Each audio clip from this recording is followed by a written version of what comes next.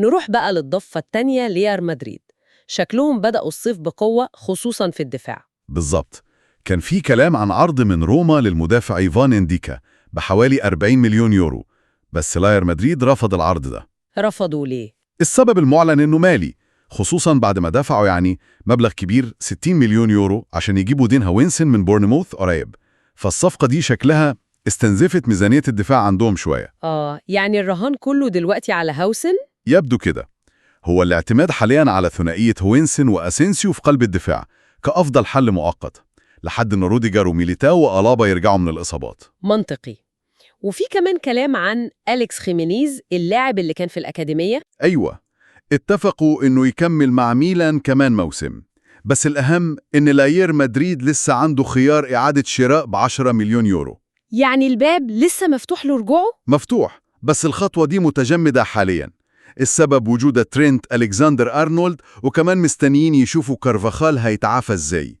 بس اللاعب لسه تحت المراقبة طبعاً. طيب بعيداً عن الملعب شوية، لفت نظري خبر الشراكة التجارية الجديدة مع لويس فيتون. دي خطوة شكلها مهمة جداً، وبيقولوا إن قيمة الصفقة دي أعلى من الشراكة اللي فاتت مع زينيا بحوالي 3 مليون يورو.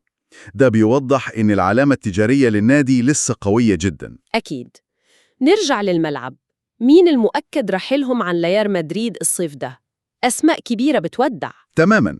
اتأكد خلاص رحيل لوكا مودريتش ولوكاس فاسكيز وخيسوس فايخو مع نهاية عقودهم، وفي المقابل زي ما قلنا اتأكد وصول دين هويسن وكمان ترينت ألكسندر أرنولد. وفي كلام كمان إنه رودريجو ممكن يمشي هو كمان، صح؟ خصوصاً مع ظهور اسم تاني مشترك، نيكو ويليامز تاني. يعني لو لخصنا المشهد بسرعة، برشلونة عايز صفقات نوعية ومحددة خصوصاً في الهجوم، بس الفلوس مشكلة.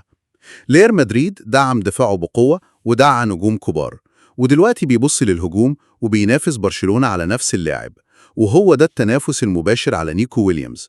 ده يمكن أكتر نقطة مثيرة دلوقتي. الصراع ده بيدينا مؤشرات، وده السؤال اللي ممكن نسيبه للمستمعين يفكروا فيه.